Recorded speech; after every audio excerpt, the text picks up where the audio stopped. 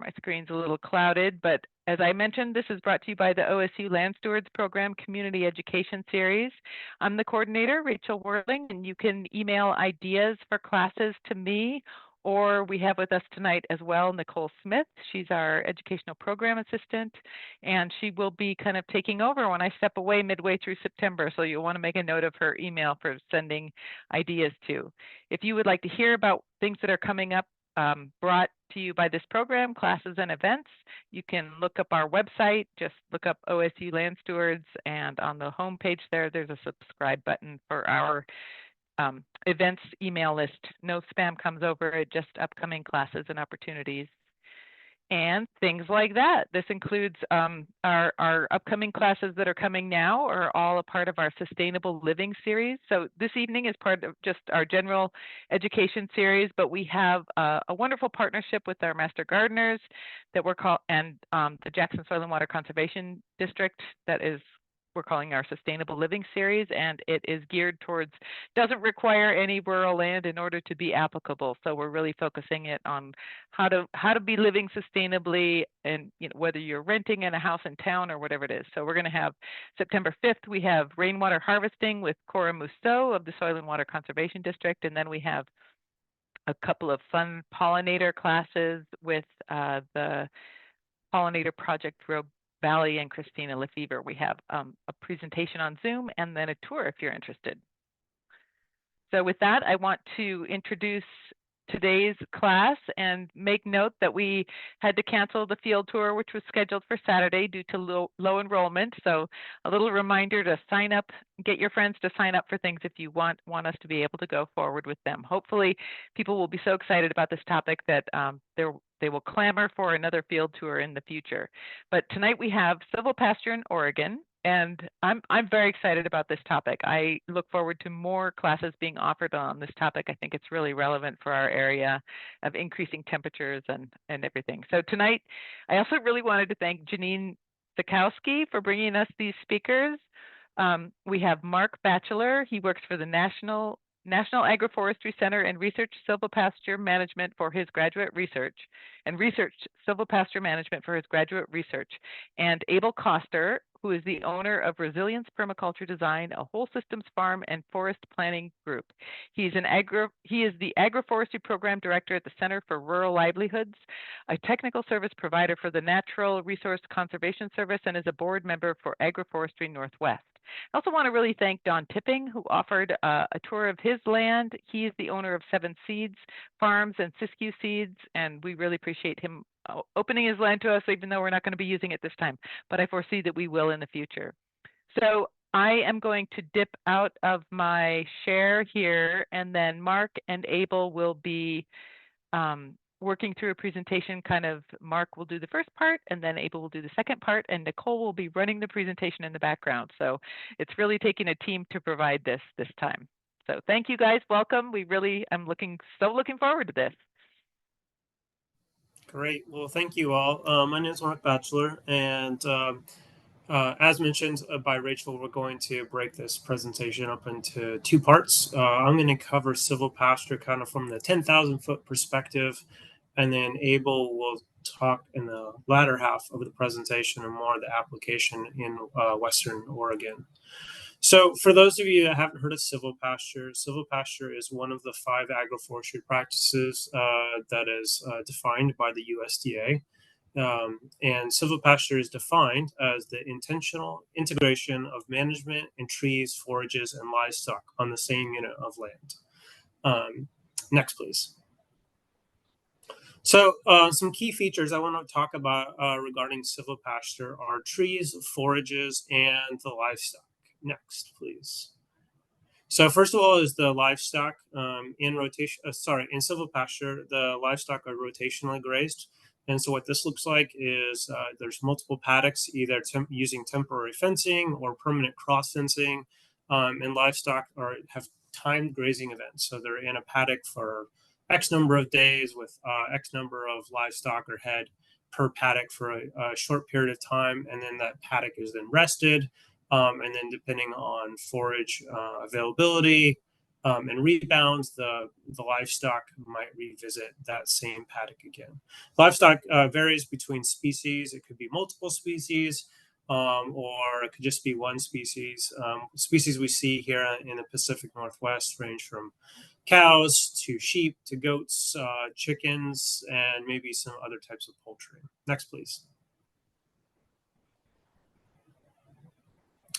So trees are integrated into the system either by subtraction or addition. So subtraction means they are you have a stand or forest and you thin so you can have more forages, more sunlight, more grazing area for the livestock, or you're adding trees to a pasture. Then that might be via orchard trees or timber trees. And trees are managed to maximize benefits for the livestock and for the system as a whole. So what that may look like is you might be providing shade for your livestock, or you may be providing fruits, nuts, or fodder. Fodder are you can think of as forage from the trees. Depending on the species, and trees are managed mainly for their the conditions in which they're grown. So here in Oregon, that might be Douglas fir, ponderosa pine, or oak, which we see a lot of in the Pacific Northwest. Next, please. And then finally, forages is the third part. And so forages are designed for site-specific conditions. So you want to go the forages that are best suited for your site, whether that's cool or warm season forages, legumes, grasses. They need to meet the needs of your livestock. So goats and sheep are a little bit less selective than cows. Cows need a little bit more forage per acre. Ideally, you would select non-invasive species if you're introducing species to forages to your site, because we already have some challenges with forages in non-native species, specifically annual grasses, and we want to make sure that we're building systems that are climate resilient and adaptive, and we don't want to create problems that we already have. And finally, as I said before, we want to make sure that the forages are appropriate for the site conditions. So, bringing in warm season grasses might be good for your site if you're more interior Oregon, or cool season grasses and legumes for closer to the coast. Next, please. And next, great. So let's talk about some benefits. Why would you even use silvopasture? All these bullet points are backed up by a lot of literature. So nerds like myself who've written a lot of papers or read a lot of papers, working with other scientists.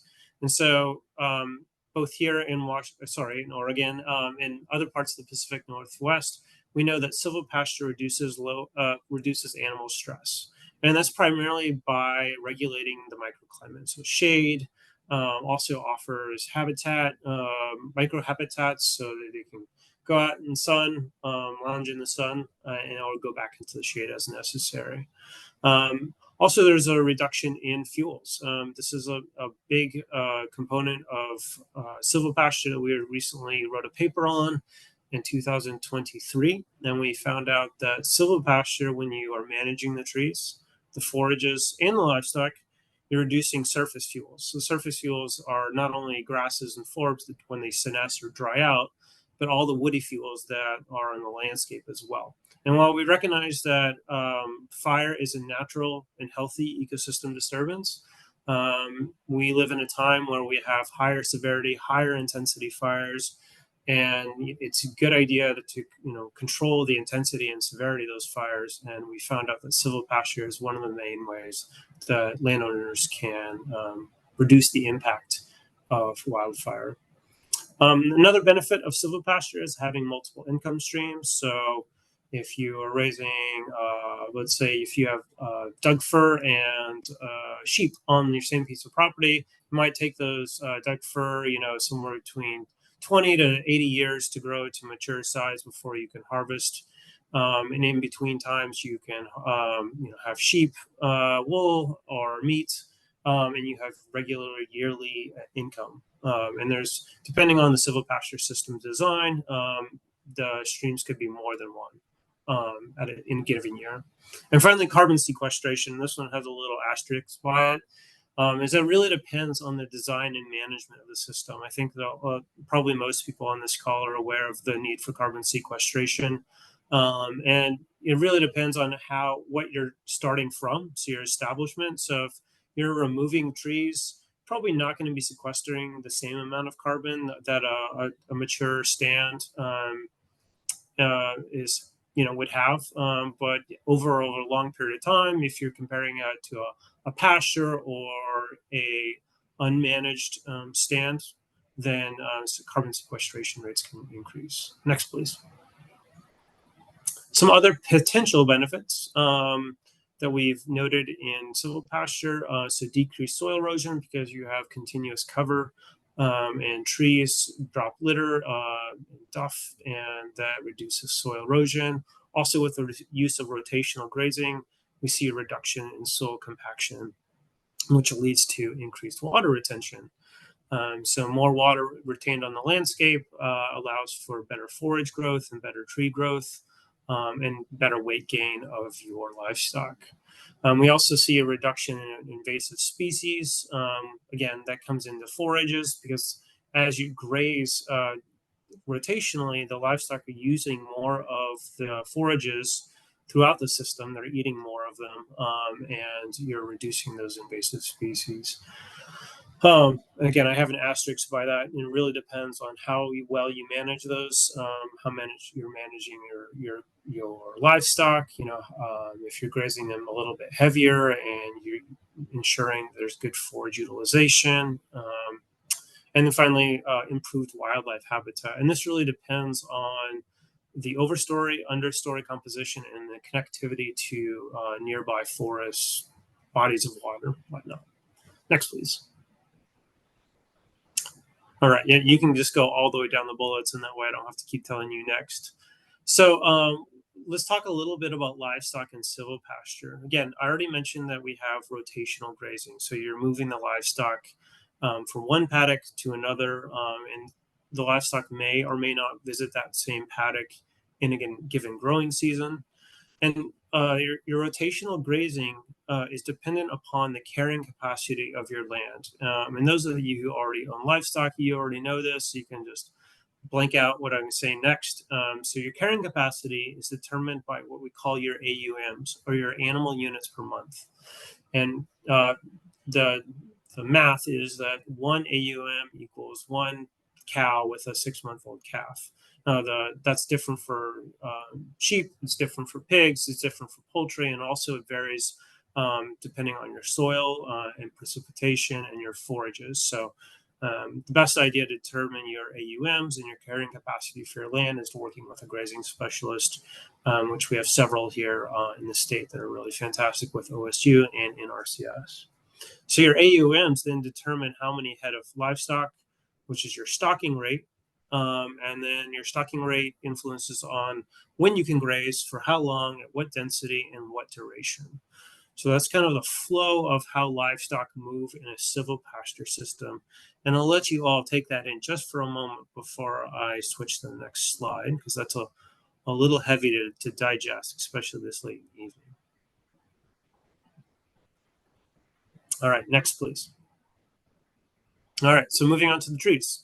And or perennial vegetation. And I say perennial vegetation because maybe you have hedges or some other perennial vegetation shrubs that you are managing. So the trees and or perennial vegetation are managed in silvopasture systems. And the roles they have are really dependent upon the species composition and structure that you have. So species composition is what species you have. So for example, in this picture that we're looking here, this is in Eastern Washington. This is a primarily ponderosa pine Doug fir. I have a site out here in Corvallis that is primarily white oak or Garryana oaks and Doug fir. And so the trees are grown for specific roles. So that might be shade and or fodder, food for the livestock. Or they could be grown for human consumption. So I've seen cider apples and cows, or you could see sheep and vineyards.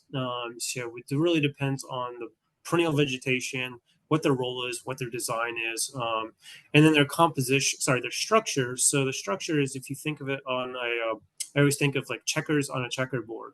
The more checkers you have on a checkerboard, the more trees you have. The less checkers you have on a checkerboard, the more open space you have, the more forage, the more sunlight you have. And you really want to manage how many trees you have in the landscape, the composition, the age class of those trees, or perennial vegetation.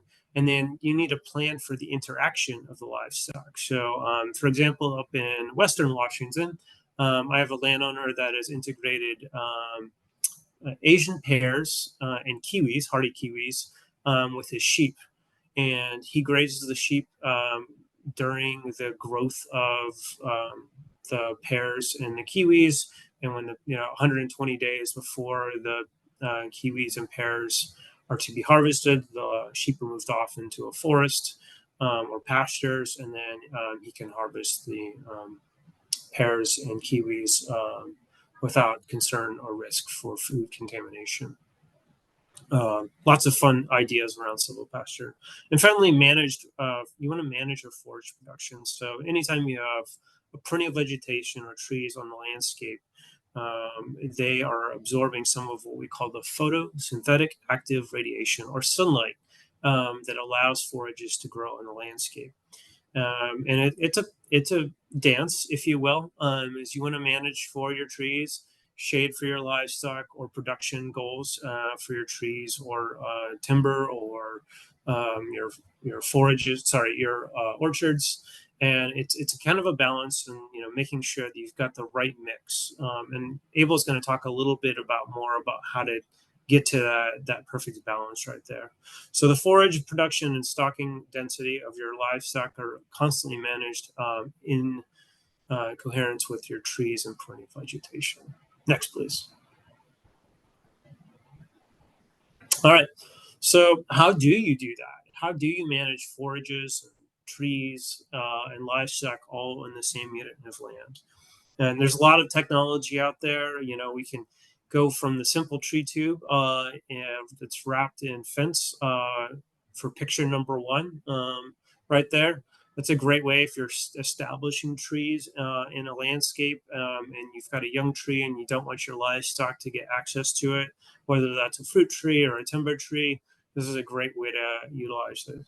For number two, the electric fence is really great for smaller animals. I would say that would be good for chickens, maybe some not so curious goats who would like to nothing more than to go under or over your fence. I have seen that work successfully on sheep as well. Number three is just a tree tube, and that's a poly wire, so an electric wire that's connected to the tree tube. And so you can have the benefit of this is you can have the livestock go right up next to the tree and graze around the tree, and reduce the species composition between the tree and the forages, so the tree is getting enough water, and it's not competing with roots as it establishes with the forages. So this is a great way to get your livestock right next to your tree and graze around it, or if you need to spray or whatnot. But your livestock won't get access to the tree until it pops out, and then you might want to move the livestock further away. Number four is an example. I always like to show an example of maybe don't do this. So that is a tree tube wrapped in barbed wire. And I've seen cowtails do magical things. It's almost like they're a different animal. And I've seen cows get their tails wrapped in that barbed wire, and then they freak out, and then they just pull the tree tube and the barbed wire right off the tree. Not saying it wouldn't work for a smaller animal like sheep and goats, but if there's a will, there's a way, or if there's a cowtail, there's a way, and it's just it may or may not work. It's not something I suggest with cows, but it's always something to consider. And then finally, number five is what we call a living fence. So you might have a tree on the edge of your property where you can attach your fence to, and it's a good way to do it as well. And there's many iterations here. Next, please. So I guess I talked about this one a little bit. So this is the site up and mentioned in Western Washington. There's a lot going on in this picture. So we're looking down the row right here where the sheep are allowed to graze. These are the Asian pears on the left and right side of the screen. And this grower, you can see, is the irrigation raised up off the ground. And so the sheep can actually graze right up to the trunk of the tree. But on the right side of the right row, as you're looking at the screen, you can see multiple wires. And so if you think of a V, so that as the wires move higher and higher, he's got multiple electric lines right there, or electric fences right there.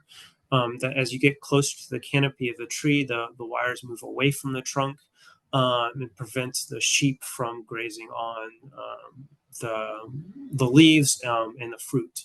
And then the wires as they go closer to the trunk, they get closer and closer to the trunk, and so the sheep can graze close to the trunk, but without chewing on the bark. So this is a really fun way of doing it. This is a 15-year-old silvopasture system. And the landowner has never had any, well, since establishing the system, hasn't really had any challenges with the sheep negatively impacting the trees. Fun thing is, from a nutrient management perspective, he doesn't fertilize his trees anymore because he has the sheep doing that for him. It's better for water quality. He's not worried about runoff nutrients. So really fun. He also has improved the forages in the alleyways. So he's selectively established forages that are great for his sheep. And then again, at 120 days before the Asian pears are ready to be picked, he moves the sheep off because that's a standard. And they're out in the little forest or pasture, and then he can come in and graze.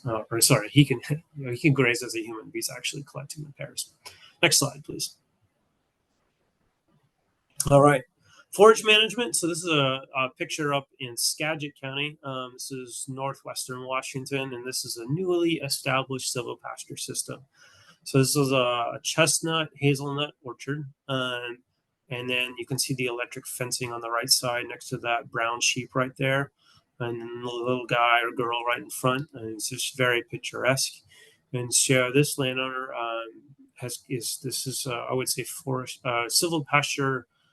By addition. So you're adding forages, you're adding trees, and you've got irrigation. He's got above ground irrigation, so he can graze longer in these alleyways. They're roughly around 300 feet long, and he has a movable electric fence, so you can decide which ones, he and his wife can decide which alleyways are going to be grazed. Go ahead and hit next a couple times. So forages, again, just for clear definition, forages include grasses and legumes. They may include shrubs as well for some species. And fodder, I've danced around this topic a little bit. We don't see too much fodder in the way in the Pacific Northwest. Those are trees that may produce legumes or leaves or other organic matter that the livestock can readily feed from.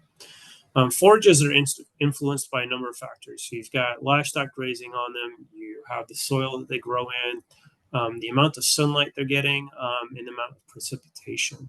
And all those factors really influence what kind of species, the growth rates, and how often you can graze with your livestock. And it's very important that the forages should be selected to match the site conditions of your silvopasture system and to meet your livestock requirements. There's one of the forage specialists that I work with up in Washington State suggests that you can see that red line in that little graphic right there. There was the adage that you take half and leave half. And that's great if you before you let your livestock in there, your forages were 6 inches high and you need to take it down to 3 inches.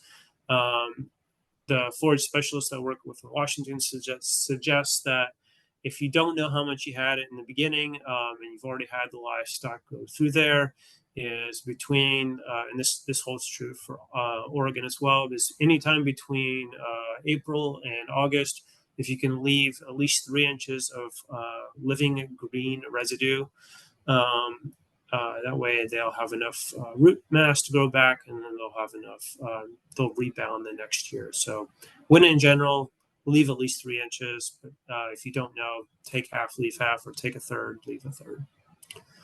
Next slide, please. Okay, so I'm going to breeze through this one real quick. So we've got pasture to silvopasture and then forage to silvopasture.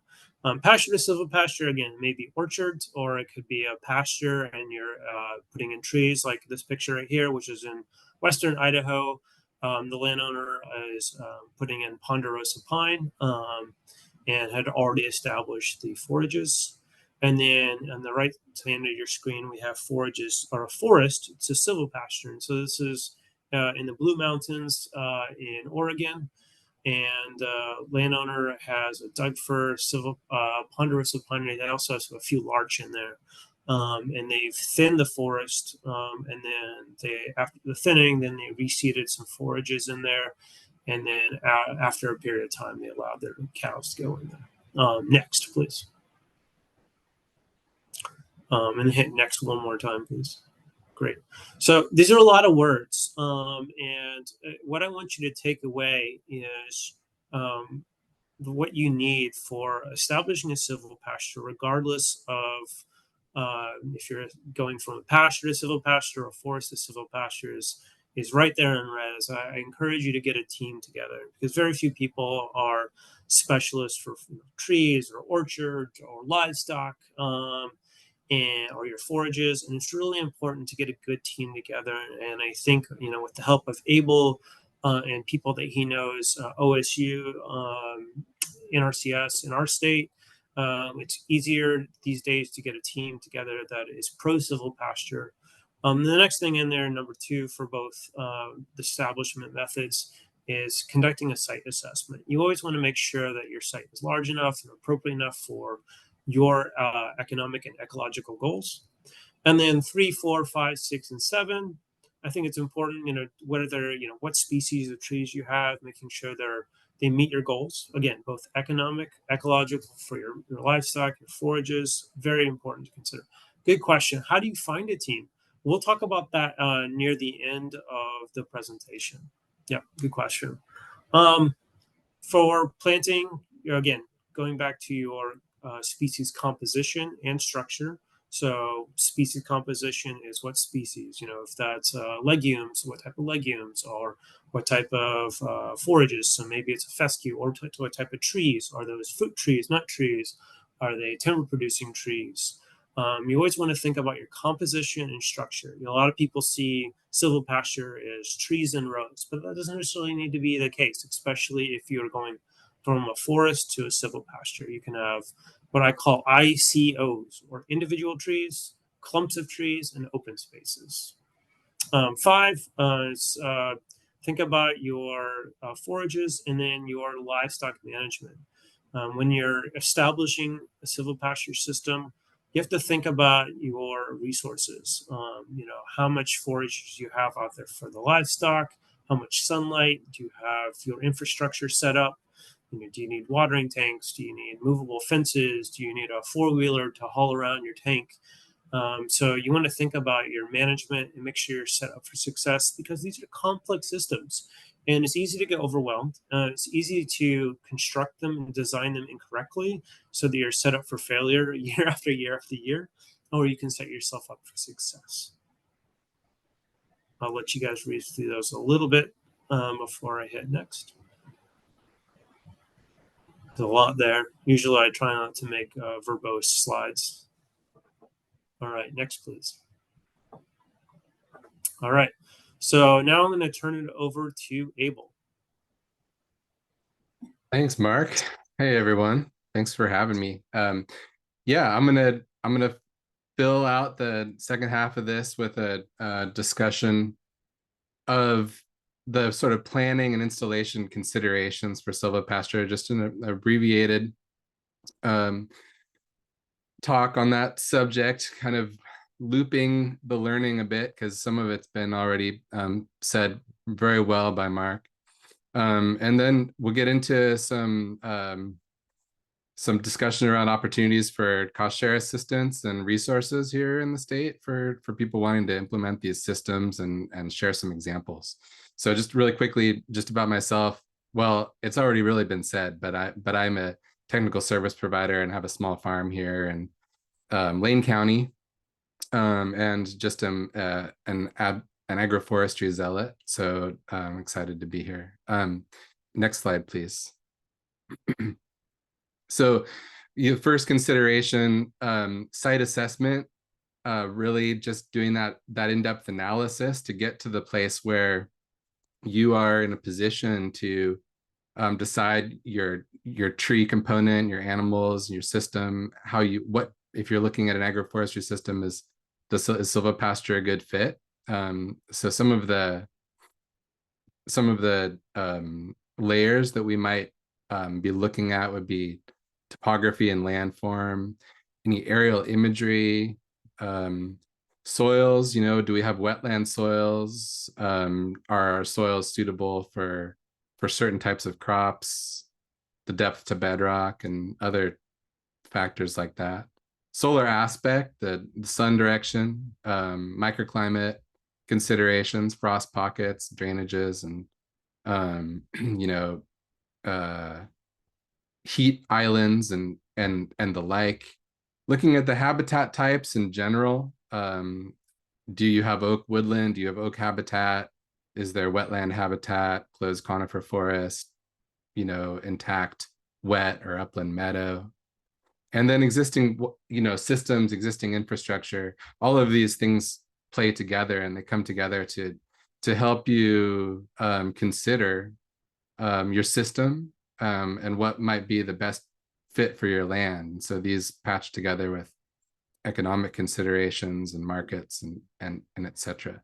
So really important just to frame that. And nothing, the map is not the territory. So nothing, this isn't to replace good observation on the land and that as well. Next slide, please. So the honing in from there to the selection of the system, and which would be, the system being, is silvopasture a good fit? Are we establishing silvopasture on existing pasture, or are we integrating animals into existing forest and woodland stands? And then what are the crops, what are the trees, and what are the animals? And here's and the forages too. And here's just two examples, some neat examples from our state, Antiquum Farm. They have they range sheep in their vineyard, and that the sheep provide nutrient cycling, and also throughout the growing season keep the grass competition down and make sure the water, soil water is maximized for the grapes. And the animals there, the sheep, are a good fit with the vine height. And my brother's farm is not my brother, but the Taylor Larson and his brothers, just outside of Eugene, are third generation hazelnut farmers, and they've found just great success using pigs to nearly eradicate the filbert worm in their hazelnut orchards. The pigs range between the hazelnuts and oak woodlands, where the oaks are the natural host of the filbert worm, and so it's a really great way to preserve the oaks and get a yield off of that, one of the biggest perceived problems in hazelnut systems. Next slide, please. So like Mark said, there's the consideration of, are we integrating it into existing stands, or are we establishing new silvopasture on pasture? And if you're integrating into existing stands, one of the considerations, kind of looping back to the land assessment, is, what do you have already? And we're fortunate here in Oregon to have just really amazing diversity of forest habitats, and both conifer and hardwood. And some of those habitats are extremely endangered. I mean, the oak woodland and savanna forest type is one of the most endangered ecosystems in North America. So, and it really integrates well with silvopasture. And it's worth noting that, you know, one of the biggest silvopasture systems in the world is in the Portuguese and Spanish dehesa is what it's called, and that's an oak silvopasture system. The silvopasture, the pastoralists on that system are, you know, actually considered critical components of the biodiversity of that environment because they've been integrated into the oak woodland so long there. So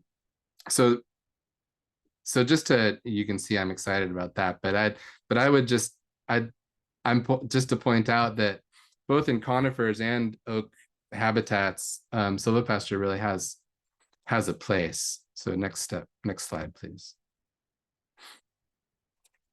So if you're establishing new trees, there's this tree establishment phase to consider, and it has a number of, you know, components from ground preparation all the way through harvest.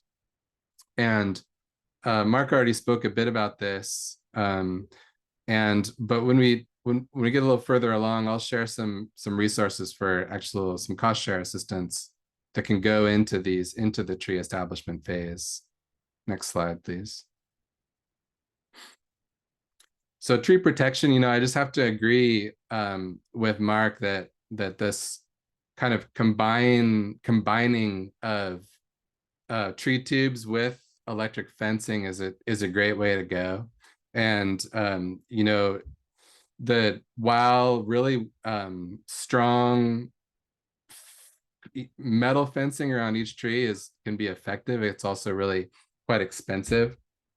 And with some animals, especially cattle, you know, a single strand of electric fence will let them graze right down to the root zone of the trees without being able to get in there and knock over the tree tube. So it's a fairly, you know, that approach has been found to be the most cost effective and also the most effective. At landscape scale, we might not actually be looking at protecting every tree from animals. You know, for instance, in conifer plantations, in the first 9 years of a replanted conifer stand or a Christmas tree stand, we can be integrating animals into that system, and so there are approaches. People have found that a two-step grazing system where you graze in the spring when the grass is highly productive and it's more nutritious and more, you know, succulent than the spring buds on conifers. Sheep in particular will really favor the grass at that time of year, and then you can move them in for a second time late summer to have them graze the woody shrub vegetation, and they'll favor that after the spring growth has dried down on the conifers. So another way is just to look at the forage productivity in a planted stand that's not protected. You know, you want to be ready to move them off of that when the preferable forage begins to reach 10%. So there's some ways to go strategically without tree protection as well. Next slide, please. So tree spacing is really a major consideration, and that it plays into the understory productivity and also the tree morphology, the shape of the tree. If you're wanting to create good straight stems for bowls for hardwood production, but also, you know, understory productivity. Spacing also plays in, you know, if you're doing cultivation in between the trees, so spacing for equipment and for turnarounds. So next slide, please. Distribution, just a little bit different from spacing, but, you know, there's three sort of main types is leaving enough space for alley cropping, or open paddocks in between trees. Then grouped plantings. The group plantings can, in group silvopasture, what that can do is create a lot more, heterogeneity across a landscape, more habitat, unique habitat in the understory with patches of open grassland. It can create living shelters and living barns for animals in those enclosures. And it can sort of allow you to manage a timber stand at the same time with closer tree spacing for straight stems. So there's a number of reasons you might want to do that, but individual spacing in silvopasture will give you a more even forage productivity in the understory. So it's quite often that, larger swaths of area are left open as individual tree based distribution. And quite often there may be I'll just mention now too that spacing often is targets a 40 to 60% opening in the canopy. And that's because that lets in enough light to really favor most forages. A lot of most of our native grasses here in Oregon are grasses that do well in, they are just as productive in 50% light as they are in full light. So there's a real advantage there to a good fit for silvopasture. Next slide, please. If we're thinning existing, if we're working silvopasture into existing stands, we need to be thinking about how we thin those stands. So there's approaches to selecting trees to favor, the healthiest and most vigorous trees in the system.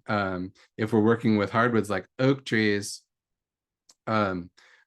without thinning those woodlands, it's very classic that those dense oak woodlands will get to a point where most of the oak trees just take on sort of wine glass shapes, and they start to die under their own shade, and they don't produce acorns. An oak tree really needs to have full light on its crown.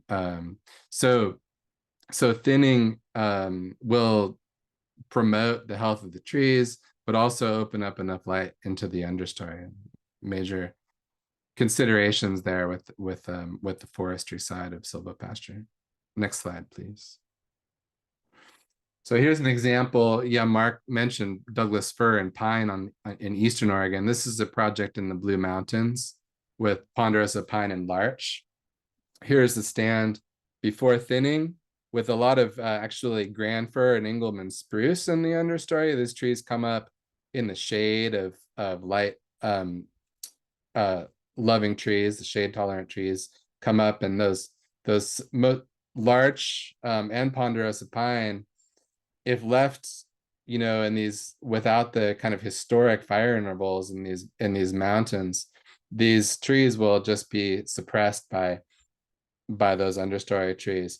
And so there's a forestry kind of forest management and health reason to intervene with the thinning, and to get the landscape to a place where it's really ready for good fire. But this also overlaps with silvopasture. So here we have now the stand's been opened up, and there's just ample understory light to just completely throw, to see all of the snowberry, for instance, just pop up here in this forest understory. Next slide, please. Over a little bit closer to home, this is a project in the just in West Eugene foothills at the Kime Ranch. This was a patch of just dense oak, Oregon white oak, legacy ancient oak trees that used to be part of an open savanna. surrounded by younger trees that are growing up into their canopy, and so opened in order to favor those healthy legacy trees, also getting it to that point where that approximately 50% light coming down into the understory really favors the growth of forage, and so the animals not only benefit but also provide, you know, a constant ongoing vegetation management service here in these oak woodlands. Next slide, please. So just to say a few other things, you know, about forage establishment and management. I was thinking about, Mark was saying, shooting for that, you know, at least having about 3 inches of length on your on the grass and the come spring. And I think one other benefit of that is that in April, when we have, if we have, this is a picture on the right of actually our pasture on our farm, and this is the grass here in early April is about you know, 4 inches, and so that's setting us up to really go into the growing season in a good way, because the grass is going to be able to photosynthesize and push its growth. But that height also is really complementary to perennial wildflowers, you know, in that time of year. So, you know, here's a picture with Sedalcia and cat's ears there in the foreground. So it also helps with wildflowers and more diversity of, you know, forb diversity, wildflower diversity in pasture. So on the left, what this picture shows, I'm sorry, it's probably a little difficult to see, but this is a grazing plan with different paddocks. These paddocks take in different vegetation types or habitats, if you will. So this is Branch Road Farm. It's a really diverse livestock operation here in my neighborhood, and they have in the uplands, it's mostly oak, and that's been opened up to allow for this rotation of animals and silvopasture through the oak woodlands. And in the lowlands, it's upland and wet meadow. And the late summer paddock there in orange near the southern end of the property is an ash woodland. So they rotate their animals in order to catch the forage, but also to take advantage of the microclimate in silvopasture. So in the winter, the animals can be up on the hill, out of the wet, and in the shelter of the woodland. They go back, so then they'll move down in the spring. They'll move downhill and take pasture in the upland meadows, and then they'll move back up through those woodlands during this late summer. They'll take to the hill again after all the wildflower seed has dried up, and they'll eat the grass down. The wildflowers persist and are really healthy, and the animals can take the shade during the summertime. And then also during the summer, they're able to come down and occupy that wet ash forest once the water table drops. So there's a seasonal time-based rotation that can be you can take advantage of. And I think when you're looking at adding silvopasture,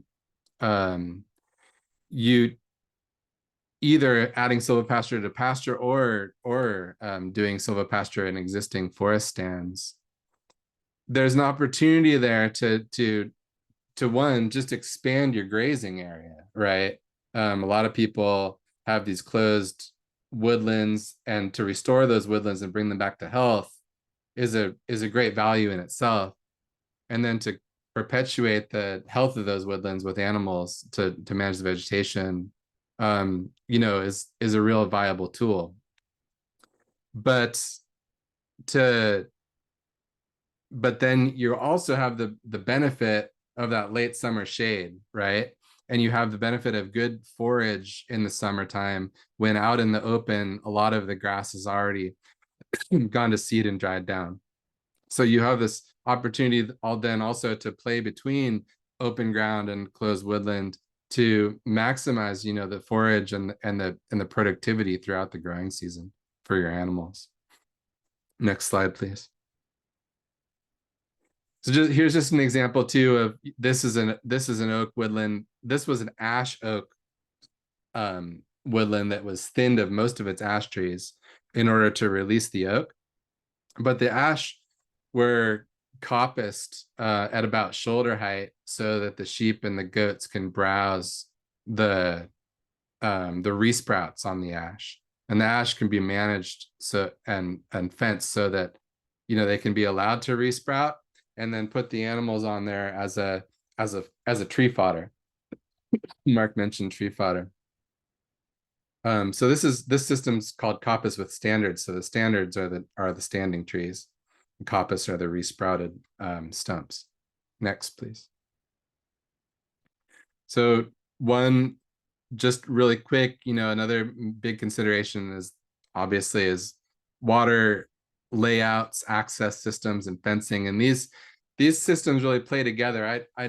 It makes me also want to mention, when I was talking about tree distribution and layout, that Mark said they can be put on contour. And yeah, it's really important too to consider layout in the sense of, are your trees going in a linear pattern? Are they going in a contour pattern? Or are they going in a grid? Or are they going in key line? Really, those are the four main layout systems that we have. And what you see here is actually, just to sort of work a little bit outside the box, what you see here is a water layout that is on contour. So you have these ponds established at the point where the landform goes from steep to flat, and all of the steep uplands above those ponds are in forest. And that, in this case, on the right, that's oak woodland. And so below the ponds, that's like lowland open pasture. So this gives us an opportunity to lay out access along those water lines and subdivide our land use from upland forest and more intensive agriculture below, and using the water for irrigation and fire control. So all of these, the fencing then can also be laid out on contour and keyline off of these water and access systems. So they want to be designed and considered together, and there really is a lot to say. But on the left, this is similar.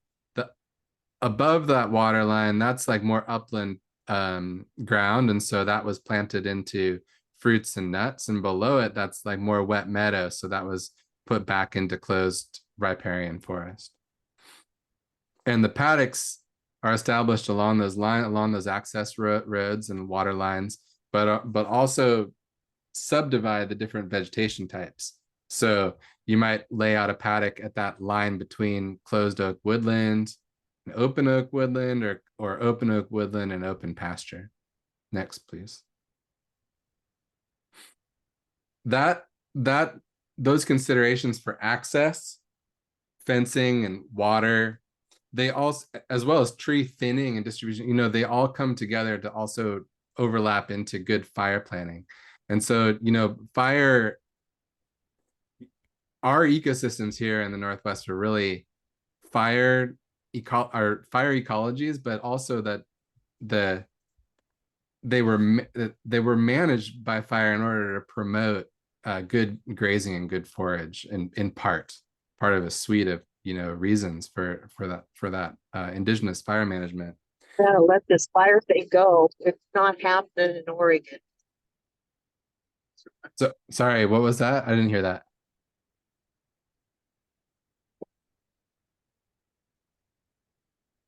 Okay, I'll just continue. But this is on the right. This is a road with a shaded fuel break established on both sides of it, and so you know that those fuel breaks are opportunities for fire to fall out of the canopy and reduce its intensity as it moves across the landscape.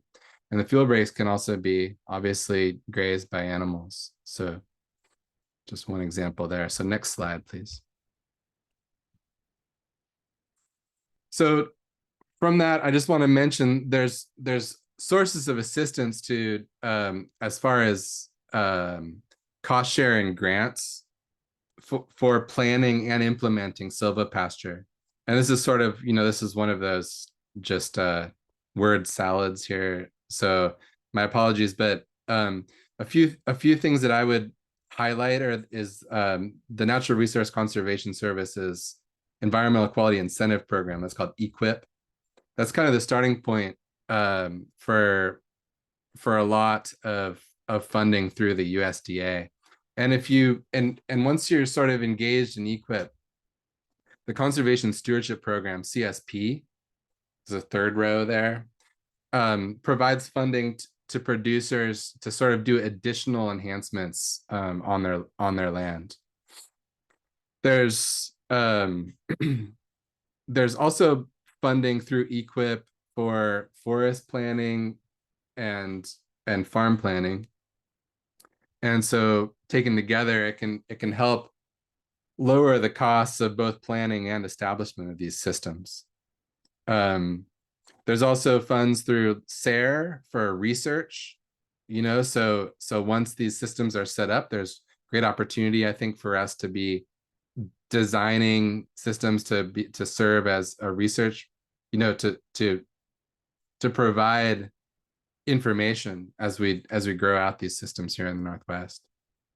And then one other source of assistance that I want to mention, it's just being rolled out, and unfortunately it's just in Lane County here in Oregon, but starting this fall, there's going to be opportunity for anybody who is who has livestock to get free technical assistance to plan and source funds for their operation. And there's a special breakout for anybody who's interested in silvopasture. They can also get agroforestry assistance to establish silvopasture systems for their livestock operation. So if you're interested in that, just make a quick note that you should if you're in Lane County, you could reach out to the Center for Rural Livelihoods or the Upper Willamette Stewardship Network. Next slide, please.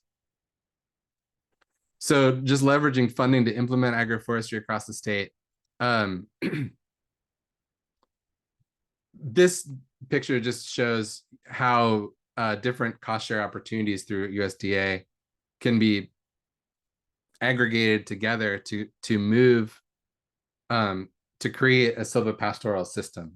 On the left, this is a map of priority areas for the NRCS and priority topics. So in Oregon, the USDA has sort of this targeted approach to conservation where they identify priorities by region. And this is just showing, as hard to see, I recognize, but it's showing on the north coast, the mid coast, the Siuslaw Salmon Sanctuary is a sort of an old project of the USDA to fund practices that help water quality.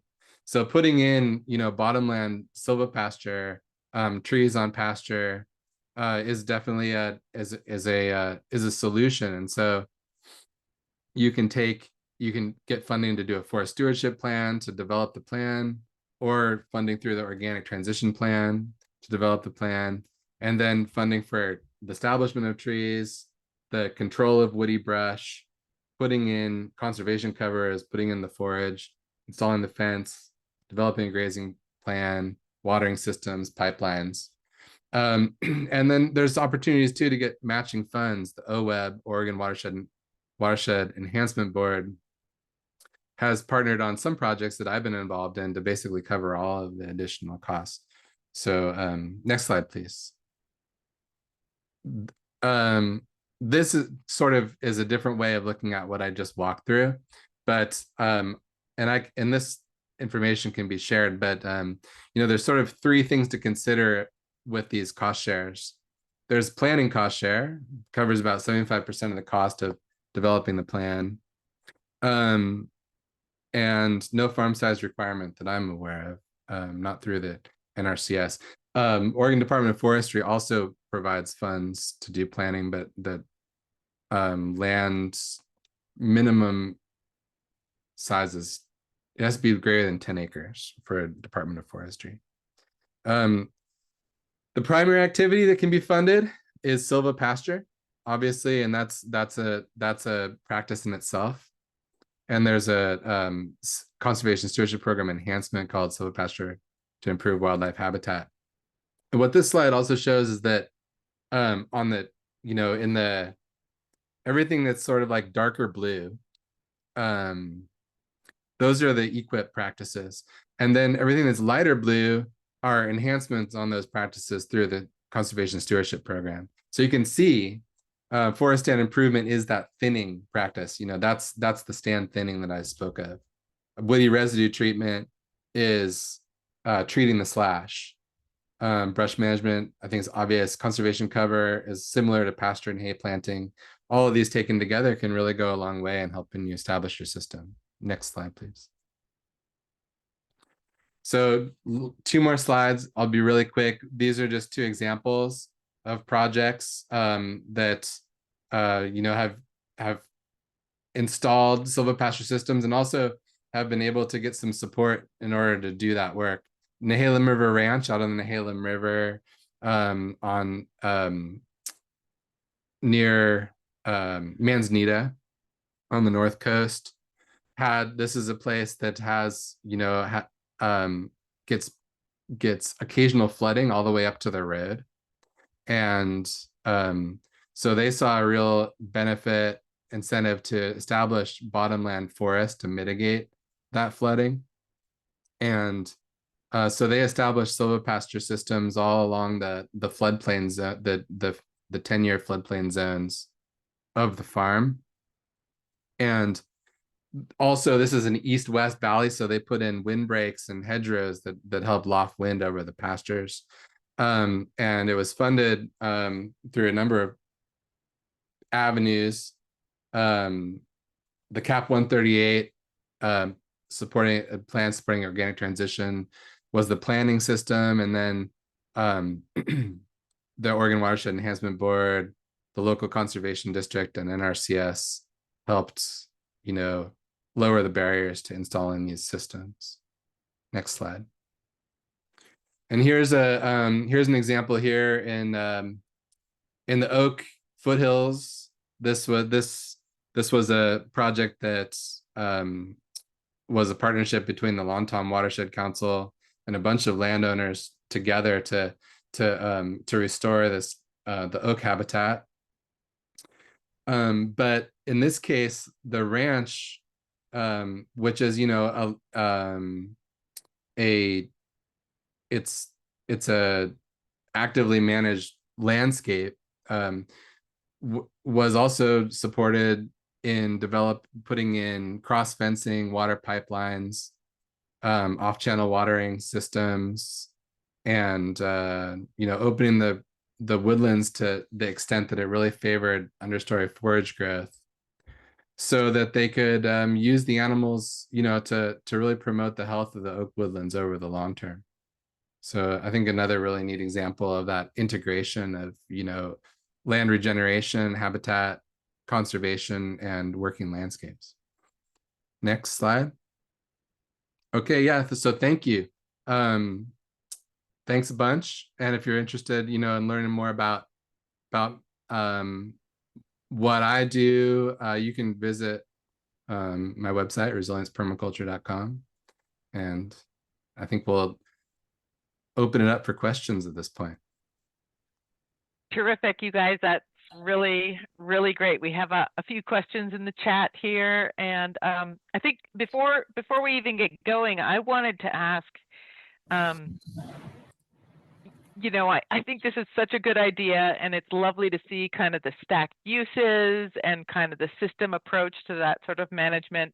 And at the same time, people will talk about just kind of the problems with quote unquote cows in the forest or cows in the woods or cows in wildlands. And I think that you did a really great job of articulating the things that you're looking at in terms of soil quality and habitat. And I wonder if you could just articulate that a little bit more about how, what might be the difference between just letting livestock into a forested environment versus this kind of careful interaction with the environment in that way. Just a little bit more articulating that.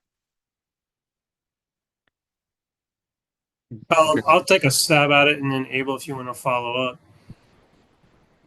up. Silvopasture really is an intentional management system, and when we think of system, we think of parts, right?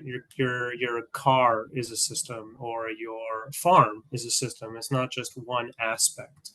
So silvopasture systems have the forages, the trees, and the livestock, and all those components are instruments played by the landscape.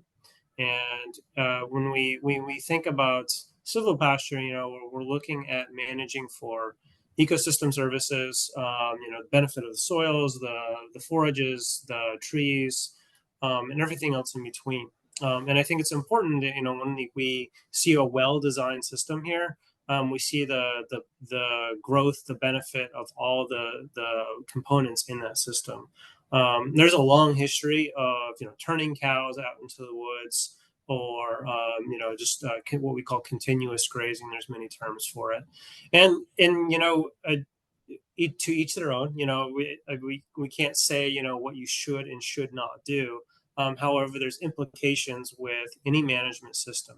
If you're just putting cows out into the woods, there's a vast amount of research about the negative impact on soil bulk density, soil health, increased fuel loads, believe it or not. Even if you have cows out there, specifically cows, for long periods of time, you're allowing invasives to establish. You get rid of flashy fuels that you would burn really quickly, and you increase woody fuels like shrubs, and you're actually putting more fuels on the landscape. So a well-designed system is a system that functions well, and I think that silvopasture systems are well researched, not so much here in the Pacific Northwest, though Abel and others are working on changing that, but we can see some really good examples that Abel's aware of, and we can look at those components of the system.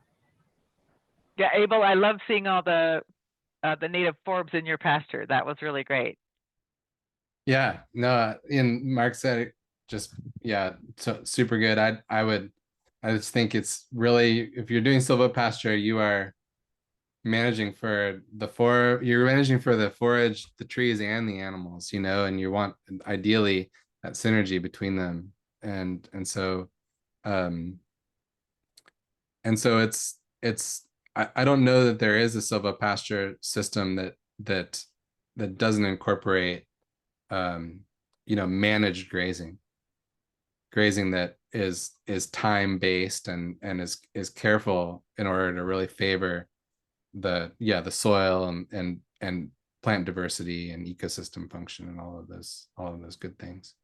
Yeah, one of the things I love about what you're talking about is kind of this careful observation and feedback of what you're observing with, what your objectives are and those kinds of things. And I think that if people are new to the concept too, definitely being aware of, stream areas and riparian habitats and wetland habitats that might be more sensitive to large animals or whatever. But just amazing, great results, and so fun to see all that.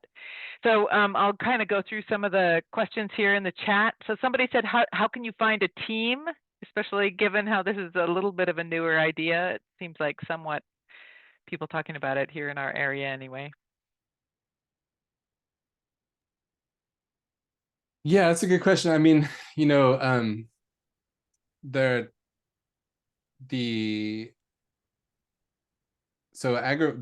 a couple good sort of networks now coming in. The Agroforestry Northwest in Washington is is doing a lot to build a network of practitioners and advisors.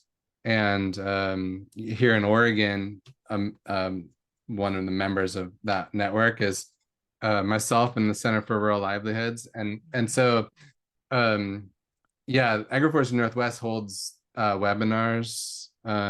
What does it mark it once every? I guess we might be going quarterly now.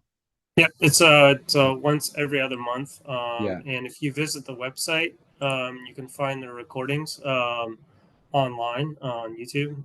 So just visit the website that Janine and I both shared, and it's a good resource.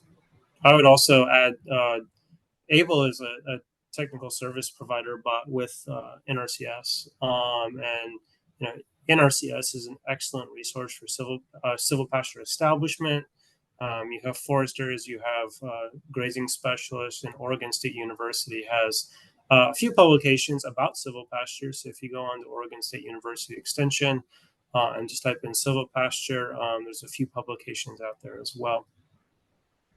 Yeah, and I was going to say, I just glanced really quickly at the NRCS strategic planning map for Oregon, and I think, I'm not sure that these topics are funded here, but one thing I would say to folks is our I'm not sure where people are watching from, but our Jackson Soil and Water Conservation District, or wherever you are, your soil and water conservation districts, as well as extension, those are great. But the NRCS would be kind of, the soil and water conservation districts are often linked with the NRCS for funding, and they're always listening. I know Pete Winnick in our area has strategic kind of listening sessions, and we'll listen to the providers and the SWCDs. And so if people are asking for it, if there's a lot of appetite for a topic, you can bring those strategic initiatives to your area as well. So I've definitely seen that going if you take the long view, happening.